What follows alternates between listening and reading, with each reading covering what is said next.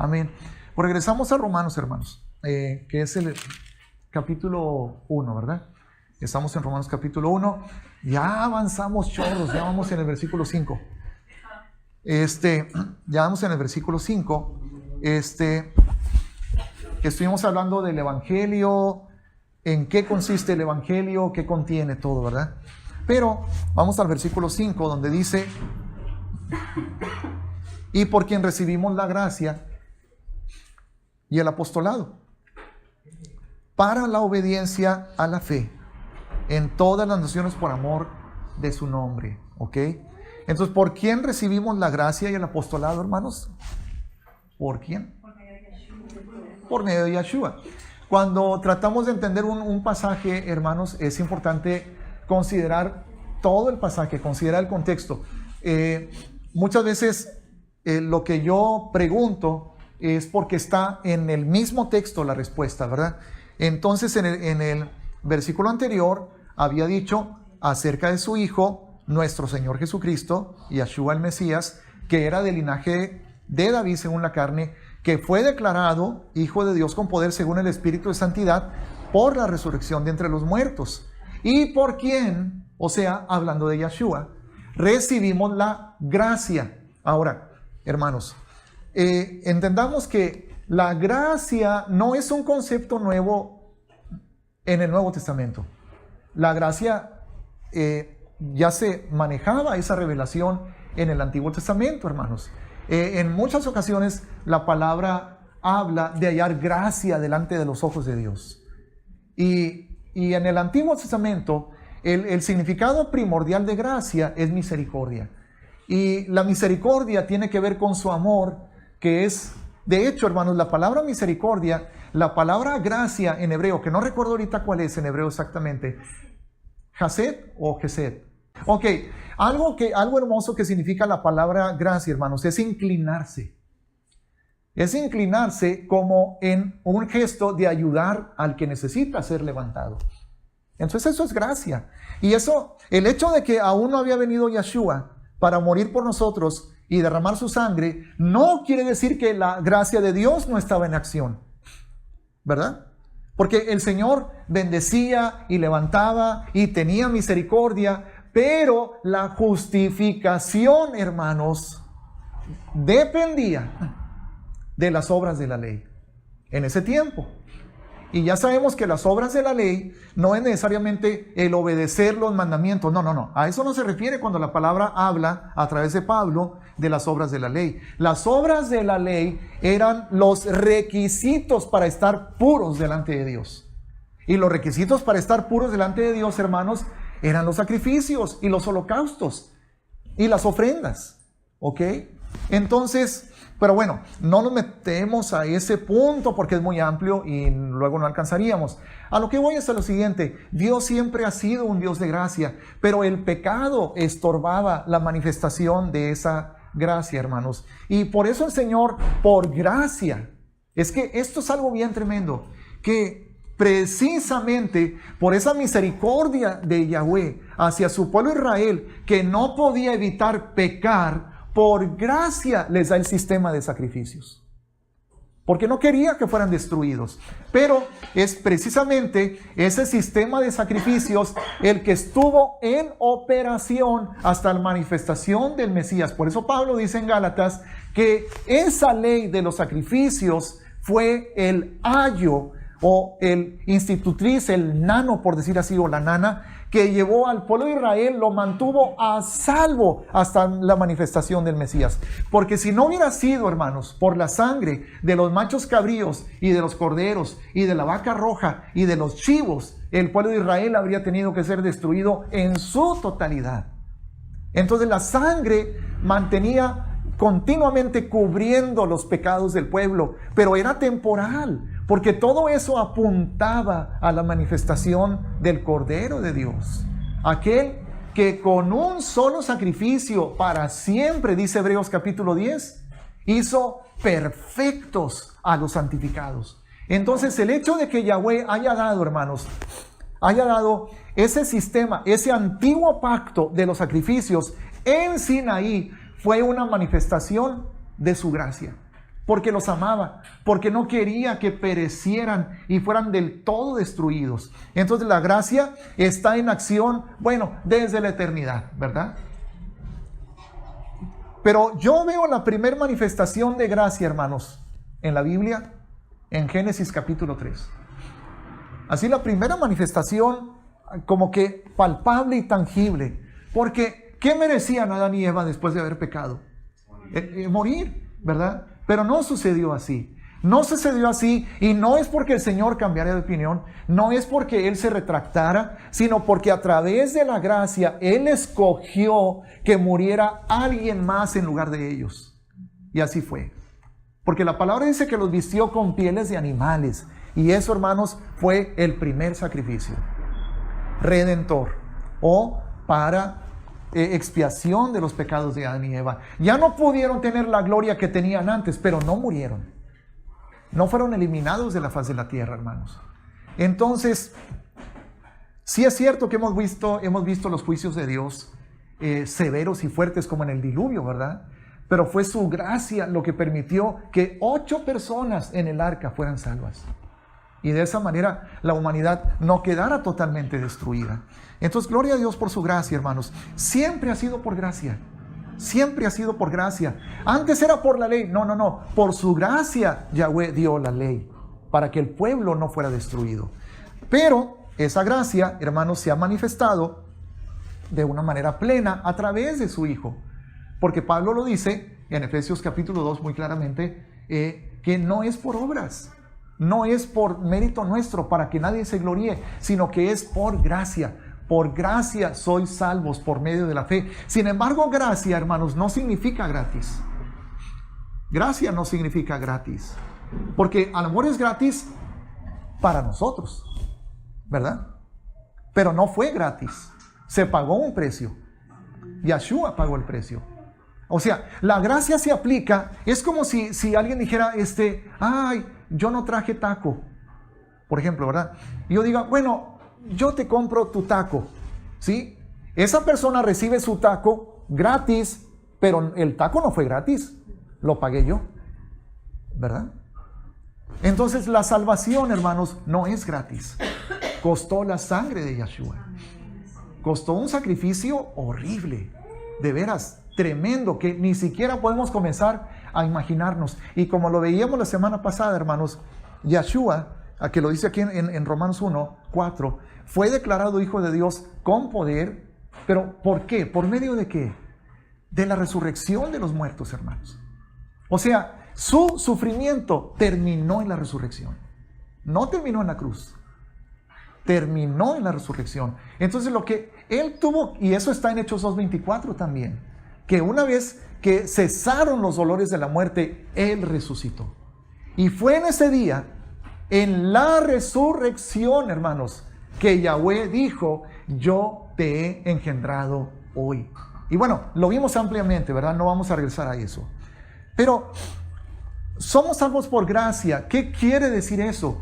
Quiere decir, puedo obtener, puedo recibir algo por lo cual se pagó un precio terrible. La gracia consiste en que yo no pagué ese precio y que estoy recibiendo lo que alguien más pagó por mí, pero se pagó, costó.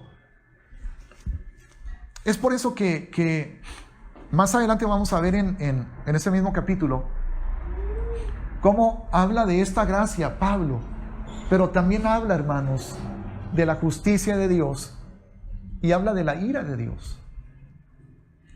Porque son realidades simultáneas, por decirlo así. Dios es amor. Dios es amor. Amén, Él es amor. Y Él derrama su gracia sobre nosotros. Amén. Pero no es ira, ¿verdad? Claro que sí. Claro que sí. Al mismo tiempo. No me van a creer a mí, le van a creer a la palabra. ¿Ok? Bueno, vamos a seguir leyendo y vamos a seguir avanzando porque eso está más adelantito. ¿Ok? Pero su gracia, hermanos,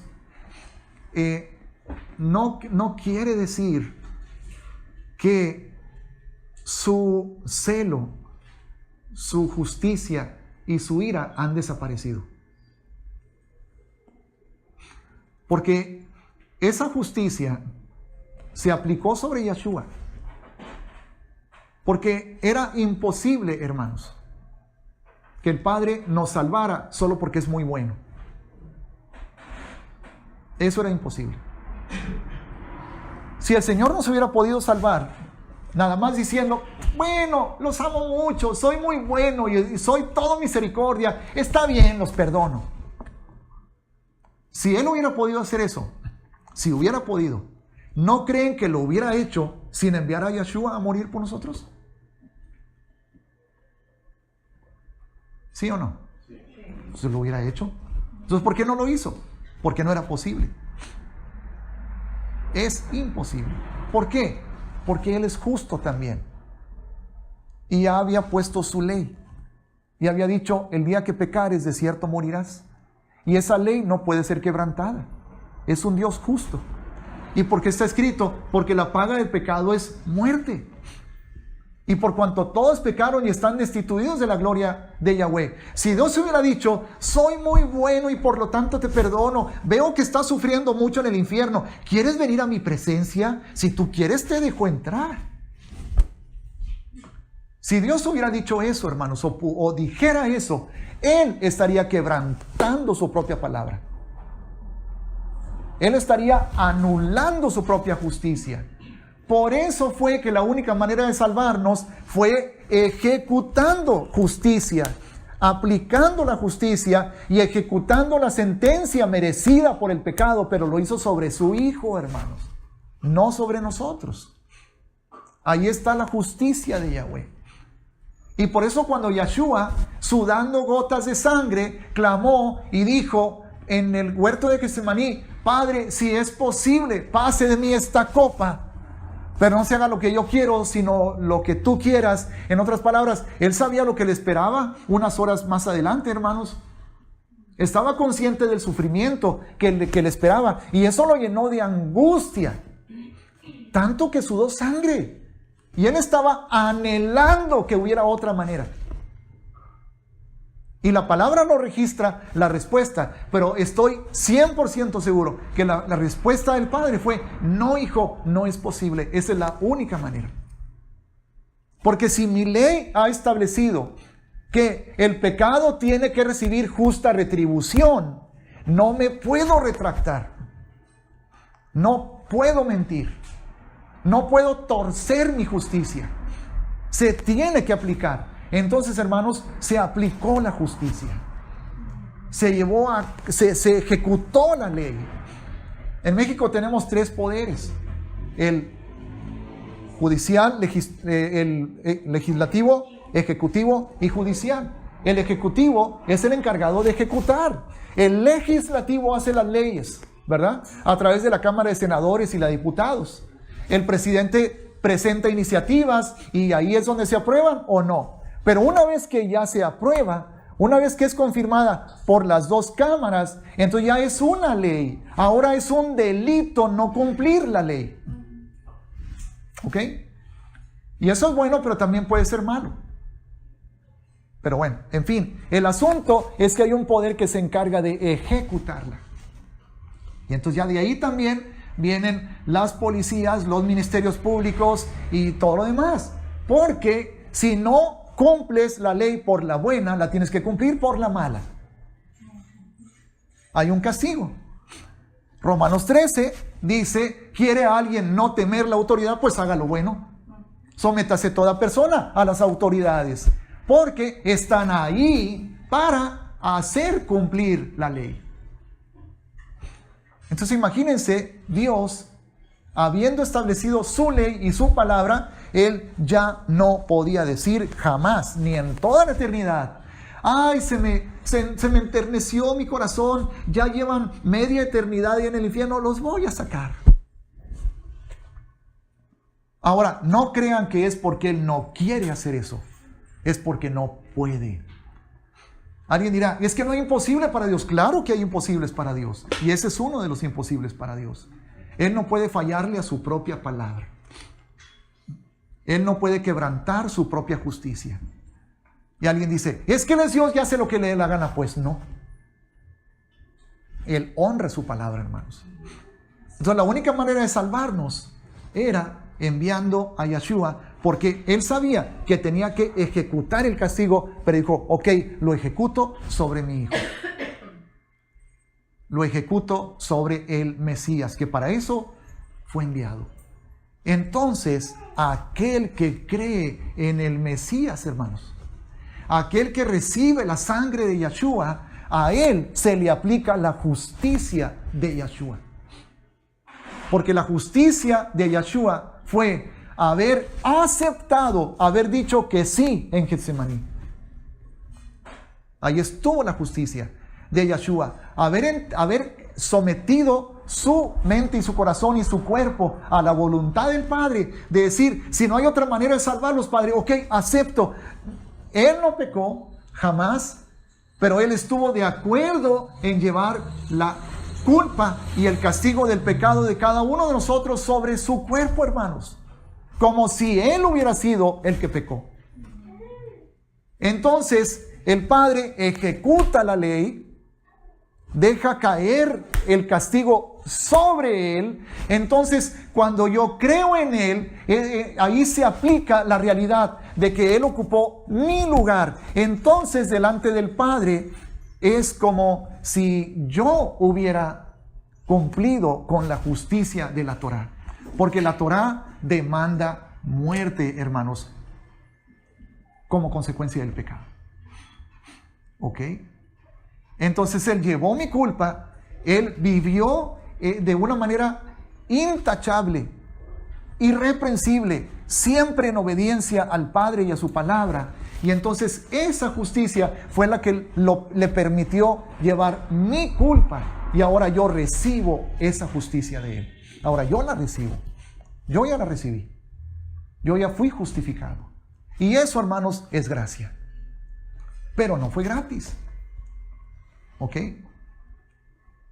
Y por eso yo estaré eternamente agradecido con Él. Siempre le alabaré y lo voy a exaltar porque me salvó. Ahora, eso es el motor, esa es la motivación de mi obediencia. Porque reconozco que es digno. Como Él me amó primero, yo lo amo. Y estoy creciendo en eso. Y a lo mejor, como lo hemos platicado entre los varones, no amamos al Señor de la manera que la palabra dice que Él es digno de ser amado. Pero estamos en ese proceso, hermanos. No que lo haya ya alcanzado, sino que olvidando ciertamente lo que queda atrás, prosigo adelante al premio del supremo llamamiento de Dios en Cristo Jesús. Pero sí lo amo. Y es por eso que quiero obedecerlo. Entonces, y es por gracia, hermanos. Ahora, es por gracia que somos salvos, pero la gracia no se detiene en la salvación. La gracia continúa actuando en nosotros, porque déjenme leerles lo que vi en el diccionario Strong's, en el diccionario Strong's acerca de la palabra gracia, que en hebreo es charis. ¿Ok? Sí es un regalo, sí es algo que yo no adquirí con mi propio mérito, o yo no pagué por aquello y lo recibo porque alguien más lo pagó. Es un regalo, pero no es solamente eso.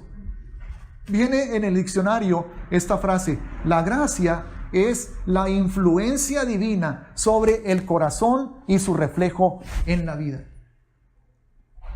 La gracia es la influencia divina sobre el corazón y su reflejo en la vida. O sea, la gracia no es otra cosa que la presencia del Padre en mí. Su naturaleza divina en mi corazón. Porque cuando yo creí en Yeshua, hermanos, Él me permitió ser el templo del Espíritu Santo. Entonces ahora yo tengo el Espíritu Santo en mí. Y ese es Él mismo en mí. El Padre vive en mí. Abba vive en mí. A través del Espíritu Santo, porque fui salvo, porque fui redimido, porque mis pecados fueron perdonados. Si no, no hubiera sido posible eso. ¿Cuántos de ustedes han escuchado personas a las cuales ustedes les han hablado del Señor y ya conoces a Cristo, ya conoces a Dios, ya te han hablado? Sí, Diosito está conmigo todos los días. Ahora, yo no soy quien para decir que no, pero es tan común esa respuesta en personas que no tienen ni idea de lo que están hablando. Yeshua no vive en sus corazones, no son salvos. Y dicen, Él está conmigo, yo me encomiendo a Él todo el tiempo. O sea, ¿cómo?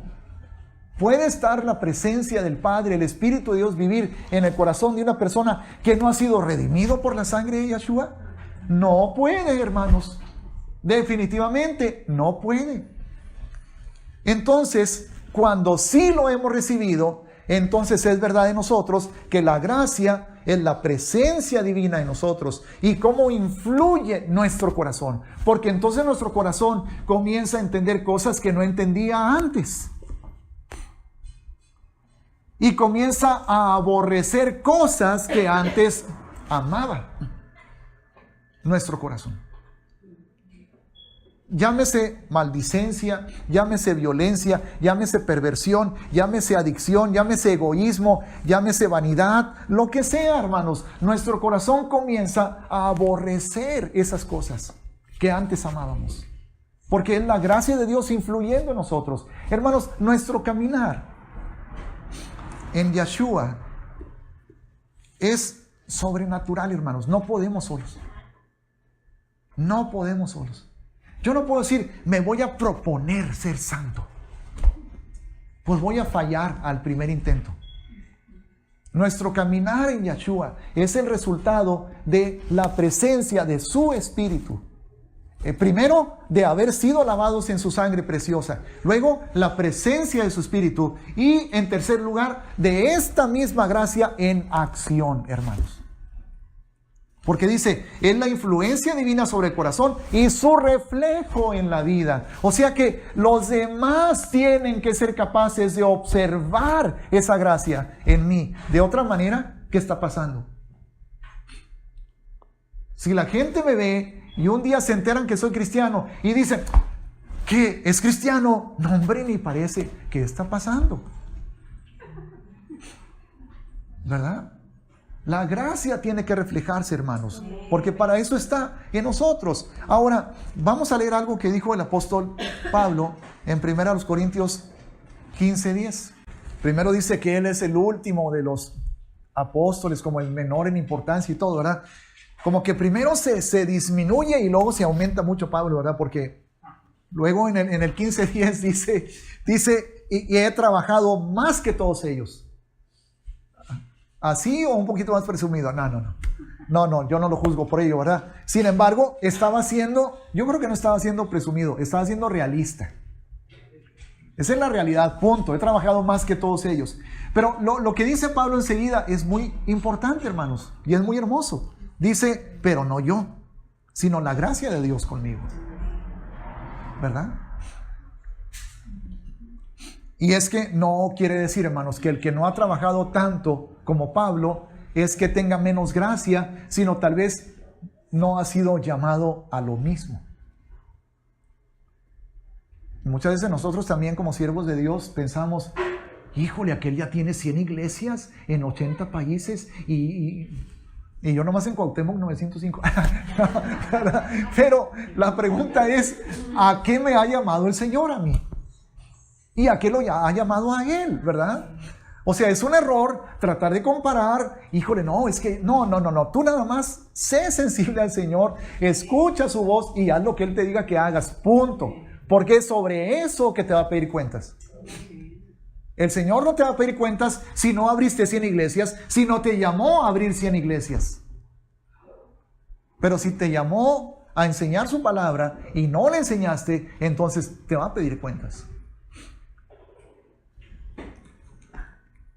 Ok, entonces, ¿qué vemos aquí en 1 Corintios 15:10? Todo el trabajo de Pablo, todas las iglesias que fundó, todos los viajes misioneros que realizó, hermanos, todas las cartas que escribió, la revelación que compartió, que le transmitió a la iglesia del Señor, fue por gracia. ¿Ok? ¿Pero eso qué quiere decir? Que la gracia es un motor, hermanos. que la gracia es un poder, es un equipamiento. Es decir, la gracia no nos separa de la obediencia, ese es el punto. La gracia no nos separa de la obediencia, nos capacita para obedecer. Soy salvo por gracia. Hace tiempo un mensaje lo llamé salvos por gracia, obedientes por honor. Pero yo puedo decirlo en este momento de una manera un poquito distinta. Y yo puedo decir salvos por gracia, obedientes por gracia. O sea, la gracia es para salvación, pero también es para caminar en obediencia. Y es para vivir en santidad. Y es para manifestar la presencia de Dios en mi vida. Y para que otros sean tocados a través de mí. Ok, yo pensaba que íbamos a avanzar más rápido, pero bueno, estamos en el versículo 5, donde dice, y por quien recibimos la gracia. Bueno, pues ya entendimos un poquito más acerca de qué es la gracia, hermanos. Y también qué no es. Porque dijo Pablo, no me acuerdo si es en Romanos 6, que pues, ¿pecaremos para que la gracia abunde? En ninguna manera. ¿Verdad? Ok. Y el apostolado. ¿Qué significa apóstol, hermanos? Enviado. Apóstol es alguien que es enviado. Ahora, hay un nivel de apostolado que es irrepetible, que es el nivel de los 12 apóstoles. Porque ellos fueron no solamente enviados, sino establecidos como fundamento.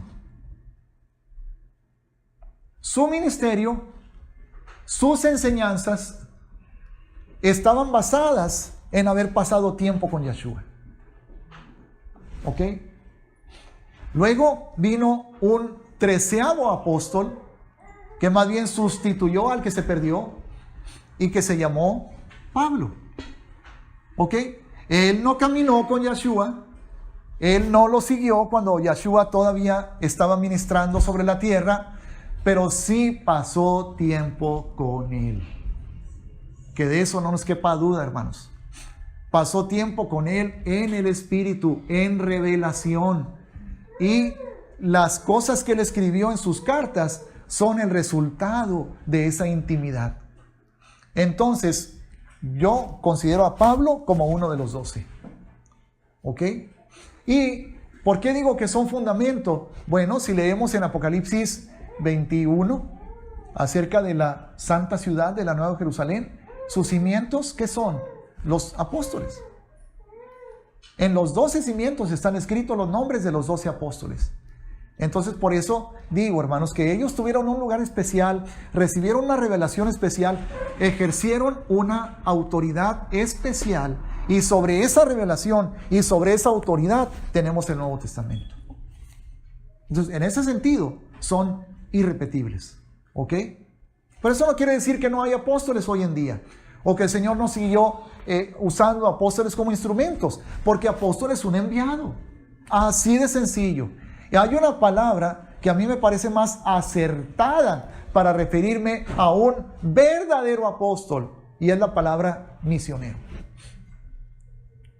Porque cuando los apóstoles fueron enviados, hermanos, fue a abrir obra, a llevar la palabra. Y Pablo mismo lo dice aquí en Romanos, si ustedes siguen leyendo, y más a rato lo vamos a leer. Pablo más adelante dice, no quise ir a sembrar el evangelio, no quise llevar el evangelio donde alguien ya había edificado. Más bien quise ir a sembrar el evangelio donde nadie conocía nada. Entonces, ¿qué es Pablo? Es un apóstol, es un enviado. Y a los viajes de Pablo, ¿cómo le llamamos? Los viajes, ¿qué? Misioneros de Pablo, porque es un misionero, hermanos. Entonces yo no quiero así como que hacer una polémica de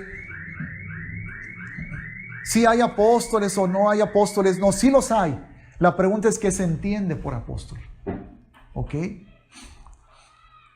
Pero hoy en día vemos como una proliferación así de que un pastor es apóstol de 50 o de 100 y el apóstol y bueno, no sé, pero bueno, cada quien. Yo no quiero meterme con lo que cada uno ha recibido de parte de Dios. Pero un apóstol, en el sentido y estricto sentido bíblico de la palabra, es uno que es enviado, hermanos, a predicar, a abrir obra donde no la hay, a levantar iglesias, a llevar el evangelio a las tribus, a las selvas, a los desiertos, a las montañas. Esos son apóstoles.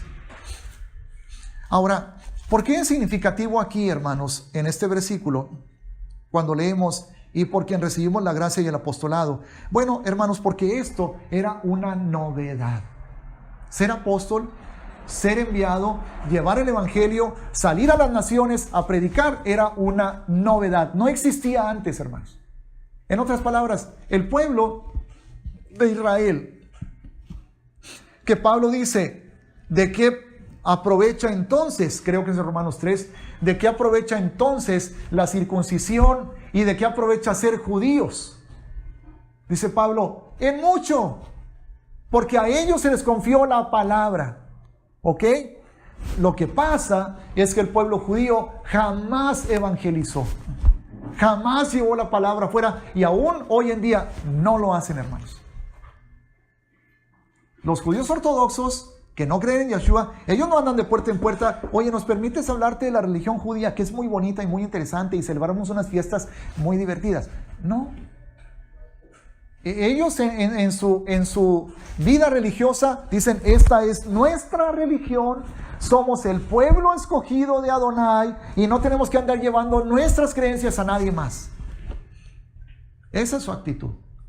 Pero vino Yeshua y dijo, id y predicad el evangelio a toda criatura, y comenzó una era diferente. Ahora sí, esto fue diferente. ¿Por qué? Porque si la salvación fue prometida al pueblo de Israel, y vino Yeshua en cumplimiento a la promesa hecha al pueblo de Israel, porque la salvación viene de los judíos, y llamará su nombre Yeshua, porque él salvará a su pueblo de sus pecados. Una vez que eso se consumó, hermanos, una vez que eso se realizó en la cruz del Calvario, entonces fue el tiempo de, llenos del Espíritu Santo, ir a todas las naciones a traer a los gentiles a la fe, a traer a los gentiles al conocimiento de la palabra.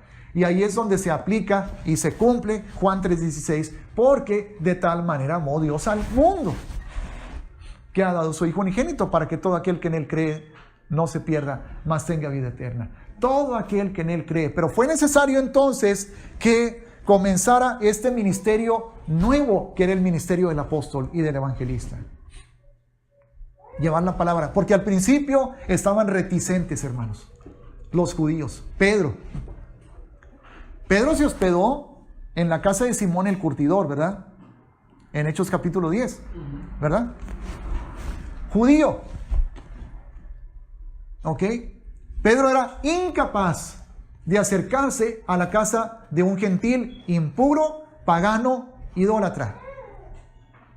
Tuvo que venir esa visión, el lienzo, con los animales inmundos, para que Yahweh le dijera, no llames inmundo a lo que yo he santificado. Y que no se refería a los alimentos, se refería a los gentiles. Porque luego ya en la casa de Cornelio, hermanos, Pedro les dice, ustedes saben, hermanos, porque tuvo que venir esa visión. Y luego un ángel a Cornelio a decir, ve, busca a Pedro. Y luego también a él se le dice, va a venir un hombre romano, un gentil, ve con él. Porque si no, Pedro no hubiera ido. ¿Verdad? Entonces, ya estando en la casa de Cornelio, que dice Pedro, ustedes saben, hermanos, cómo para nosotros los judíos es una cosa inmunda juntarnos con ustedes. Pero Dios me dijo que no llame inmundo a lo que él ha santificado. Y ahí comenzó, hermanos, a alcanzar a los gentiles. Y es por eso que nosotros somos salvos. Porque de esa misma manera, y debido a eso, nos llegó a nosotros el mensaje de la salvación. ¿Ok? Entonces, ese ministerio del apostolado sigue vigente. Todavía se necesita alcanzar personas. Todavía hay que ir a pueblos y a lugares remotos y a colonias cercanas. Ok, por quien recibimos la gracia y el apostolado para la obediencia a la fe en todas las naciones por amor de su nombre. Entonces, apóstol, ¿qué quiere decir? Enviado. Entonces Pablo está diciendo, hemos sido enviados ¿a dónde? a las naciones. Hemos sido enviados a las naciones. Y luego los 24 ancianos, en Apocalipsis 4, si no me equivoco es el 4 o el 5, dicen, nos has redimido de toda lengua y pueblo y tribu y nación, ¿verdad? Porque ese es el objetivo del Padre, hermanos. Salvar al mundo entero a través de Israel, a través de su pueblo, que fue una labor que se perdió porque sus ojos estaban vendados. No de todos, no de todos. Los que sí creyeron en Yeshua salieron a predicar, llevaron el evangelio y lo llevaron a diferentes lugares, hermanos. Pero bueno, eso ya hay una historia muy interesante y muy larga en ese sentido. Pero ese es el llamado. Y es por eso, hermanos, que cuando venga Yeshua, ¿qué le preguntaron los discípulos antes de que él ascendiera? Señor, ¿restaurarás el reino de Israel en este tiempo? ¿Qué les dijo el Señor? ¿Que sí o que no? Lo único que les dijo fue, no les toca saber cuándo. ¿Eso qué quiere decir? Que sí, pero no en ese tiempo, sino que no les tocaba saber cuándo. O sea, sí lo va a restaurar. Y una vez que lo restaure, hermanos, ¿qué dice Isaías capítulo 2? En el milenio, una vez que se ha restaurado el reino a Israel, de Sión saldrá la Torá. Y todas las naciones correrán a Jerusalén y adorarán al Rey. Entonces sí se restaurará el reino de Israel, solo que a ellos no les tocaba saber cuándo, ¿ok? Pero así será. Y es lo que oramos cuando decimos venga tu reino, que se puede aplicar y entender de diferentes maneras, pero ese es su significado principal. Ok, ahora, en este versículo dice para la obediencia a la fe. Evidentemente está hablando para la obediencia a la fe en Yeshua. No a la fe judía. No a la fe en la Torá. A la fe en Yeshua. Porque la Torá no nos salva. Porque la religión judía no nos salva. Nos salva Yeshua. ¿Ok? Ahora, pero el otro punto interesante que vemos aquí es obediencia. Para la obediencia. En otras palabras, hermanos, el Evangelio, creer en el Evangelio, creer en Yeshua, creer en Cristo. Cuando predicamos la salvación, donde la prediquemos. Cuando invasión sale y llena las ciudades con el Evangelio, se debe de entender que creer en el Evangelio no es solamente una invitación. Es un mandamiento. Muchas veces lo manejamos como invitación. ¿Te gustaría? ¿A alguien quiere? El que quiera levante la mano. Y está bien. Pero necesitamos entender esto. El Señor manda que crean. Si nosotros predicamos, no de una manera que sea drástica o así que asuste a la gente, pero decir, es que el Señor te manda que creas en su Hijo. Este es un mandamiento. Tú decides si lo haces o no, pero no es como que se va a inaugurar una tienda, invitamos al público en general. Es una invitación esa, ¿verdad? No es un mandamiento. Pero entrar al Evangelio es un mandamiento que tú decides si obedeces o no obedeces, ¿verdad? Por eso es, hermanos, al entender la gracia del Padre, al entender el precio que se tuvo que pagar y entender que el Señor no podía perdonarnos solo por amor, tuvo que aplicar la justicia, y una vez que la justicia de Yahweh fue satisfecha, entonces el perdón está disponible. No podía salvarnos solo por bondad. Su bondad y su amor hicieron posible que aplicara su justicia sobre el inocente. ¿Nos salvó por amor? Sí, pero ese amor fue lo que hizo posible que el castigo de nosotros lo aplicara al inocente. ¿Quién de ustedes castiga a su hijo más pequeño por un error que cometió su hijo mayor? A propósito. ¿Quién de ustedes hace eso? Si el padre dice, es que yo ya establecí un reglamento en esta casa y yo ya dije que tenía que castigar esa desobediencia, y el hijo mayor, pero no lo hagas, papá, porque me va a doler y porque además no me castigues en la casa porque tengo una cita y voy a salir a una fiesta hoy en la noche, por favor castiga a mi hermano pequeño. Y el papá, bueno, está bien, ven para acá tú, chiquillo, pum, pum, pum. ¿Quién hace eso, hermanos? Dios lo hizo. Castigó a su hijo en lugar de a nosotros. Aplicó la justicia de su ley sobre él para podernos salvar a nosotros. Ahí la diferencia fue que su hijo estuvo de acuerdo. Su hijo dijo, sí, papá, estoy dispuesto. Sí, padre, estoy dispuesto. ¿Ok?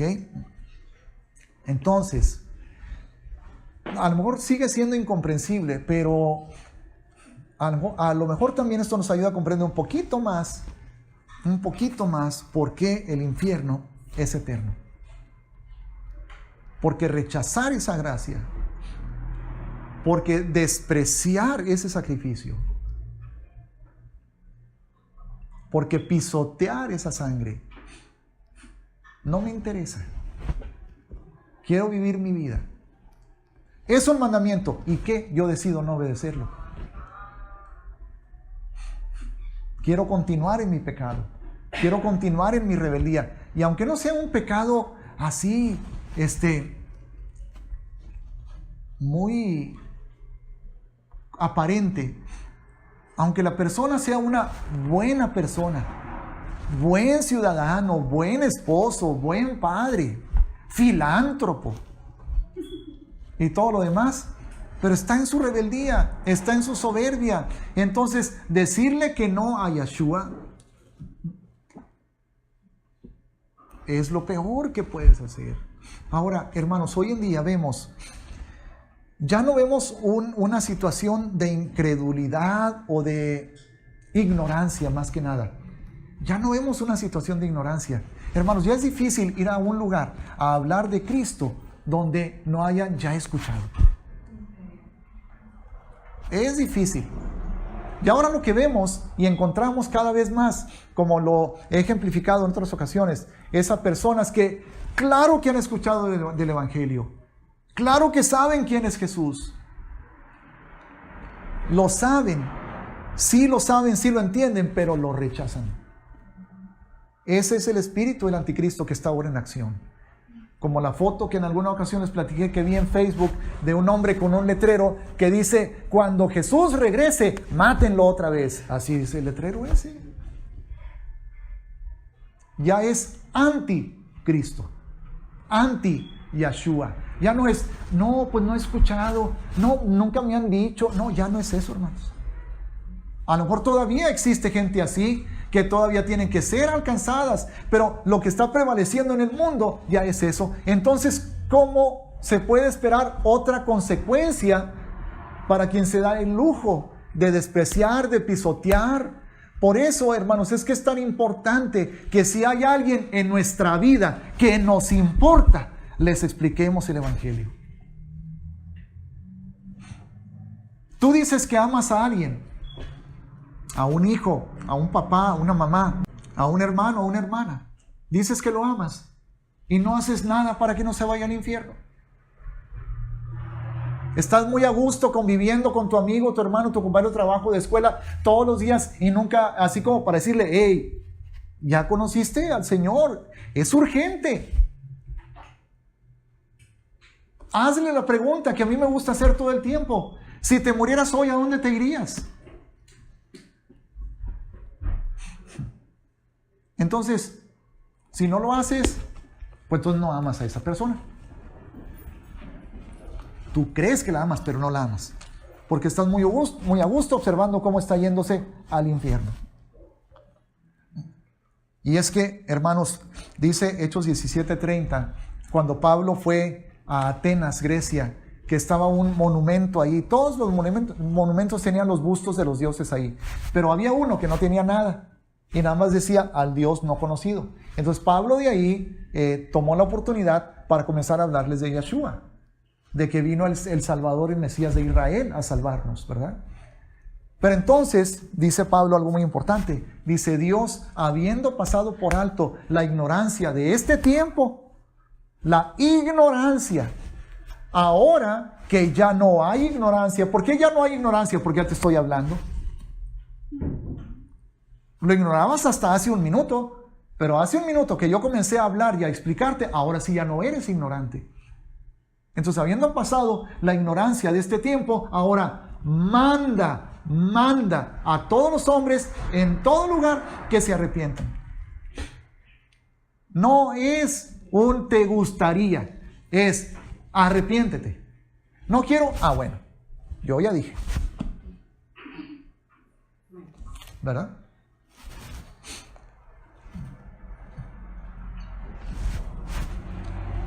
Entonces, si tú dices, no le hablo porque no quiero que se enoje conmigo, no le hablo porque no quiero que me deje de hablar, entonces tú no amas a esa persona. A quien amas es a ti mismo. Y no quieres experimentar el rechazo de esa persona. ¿Ok? Por lo tanto, si la amas, háblale. Si la amas, háblale. Si te deja de hablar, más vale que cuando llegue al infierno no diga: mi hermana, mi mamá, mi compadre, mi comadre no me dijo, a que toda la eternidad en el infierno se la pase maldiciéndote porque no le dijiste. Digo, a lo mejor alguien más le dice, ¿verdad? Pero, además, dice Pablo en 2 Corintios, creo que 5:10, donde dice que es necesario que todos, hermanos, todos, y habla de los ya salvos. Habla de los ya salvos. Es necesario que todos comparezcamos ante el tribunal de Cristo para que demos cuenta de lo bueno o de lo malo que hayamos hecho y reciba cada uno su recompensa. Entonces todos vamos a comparecer ante el tribunal de Cristo. Ya salvos, no se mortifiquen. La salvación ya la tendremos, ya está asegurada por la sangre de Yeshua, pero eso no quiere decir que no vamos a dar cuenta. Entonces, ¿ven cómo la salvación no implica dejar de obedecer? La salvación nos motiva para obedecer. Ok. Entonces, para la obediencia a la fe en Yeshua en todas las naciones por amor de su nombre, entre las cuales estáis también vosotros llamados a ser de Yeshua HaMashiach. Ahora, hermanos, en ese tiempo, ahora nosotros podemos pensar en el cristianismo, y el cristianismo está pues en todo el mundo prácticamente, ¿verdad? Pero en ese tiempo no. En ese tiempo, ¿dónde estaba el cristianismo inicialmente? En Israel. Y de ahí se fue yendo poco a poco a las naciones circundantes, pero era porque se estaba llevando el mensaje del Salvador, de Israel, a todo el mundo. ¿Por qué? Porque cada nación tenía su montón de dioses falsos. Por eso, aun cuando en otras naciones, hermanos, se referían a Yahweh, a Adonai, en otras naciones se referían al Dios verdadero como el Dios de ¿quién? De Israel. El Dios de Israel. Porque ellos sabían que en su país, Siria, en su país, Egipto, en su país,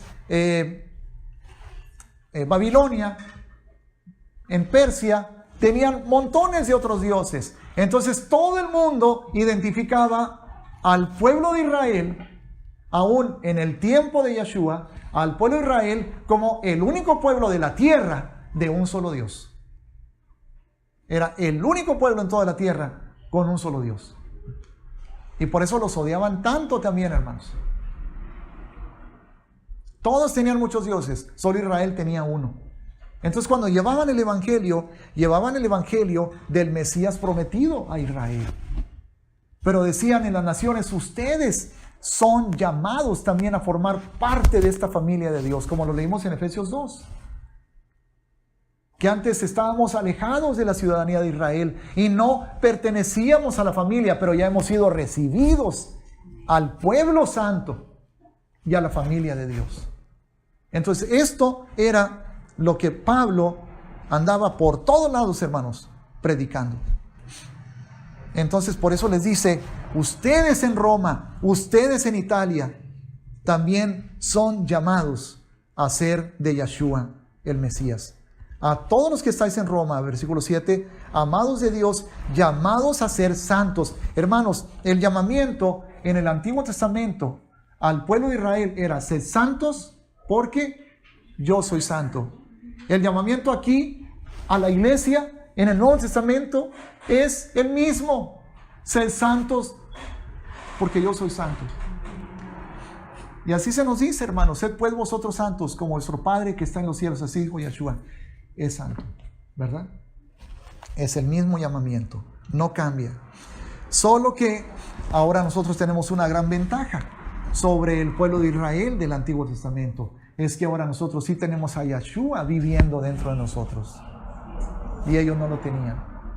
Ahora nosotros tenemos el Espíritu Santo viviendo dentro de nosotros. Y ellos no lo tenían, hermanos. Y es debido a que no lo tenían, que ellos solamente podían cumplir la Torá en la letra. Y ya lo hemos explicado. ¿Qué es eso? Bueno, el judío decía, ¿cuál es el quinto mandamiento? No matarás. Ok, sí lo cumplo. Odio a mi vecino, pero no lo mato porque está escrito que no mataré. Ok, entonces ellos solamente podían cumplir el mandamiento en la letra. Pero Yeshua dijo, yo he venido a enseñarles que ya no basta con no matar. Ahora es importante que es mi mandamiento que no aborrezcas. Porque ¿qué es lo que te lleva a matar? Cuando aborreces a alguien, odias a alguien al grado de quererle quitar la vida. Entonces, si tú aborreces a tu hermano, aunque no lo mates, en tu corazón ya lo estás matando. Y por eso Juan, en su primera carta, dijo, en primera de Juan, el apóstol Juan dijo, el que aborrece a su hermano es ¿qué cosa? Homicida. No lo has matado, pero en tu corazón ya lo hiciste. Entonces, Yeshua, lejos de venir a anular la ley, hermanos, vino a grabarla en nuestros corazones y a escribirla en nuestras mentes y a capacitarnos con su gracia y con su Espíritu Santo para cumplirla, no en la letra nada más, sino en el Espíritu. O sea, estamos cumpliendo el espíritu de la ley. Y por eso no matamos a alguien, porque simplemente en nuestro corazón ya no hay ese sentir adverso hacia esa persona. Ya lo amamos. Porque Yeshua dijo, amen a sus enemigos. Y oren por los que los ultrajan y los persiguen. Y bendigan a los que los maldicen. ¿Ok? Entonces, eso es parte, hermanos, de ser llamados a ser santos. Vivir de acuerdo con su palabra. Vivir de acuerdo con sus mandamientos. Gracia y paz a vosotros. Es como que aquí Pablo termina su introducción, su salutación. Por eso termina con estas palabras. Gracia y paz a vosotros, de Dios nuestro Padre, nuestro Abba, y del Señor Yeshua, el Mesías, y del Señor Jesucristo.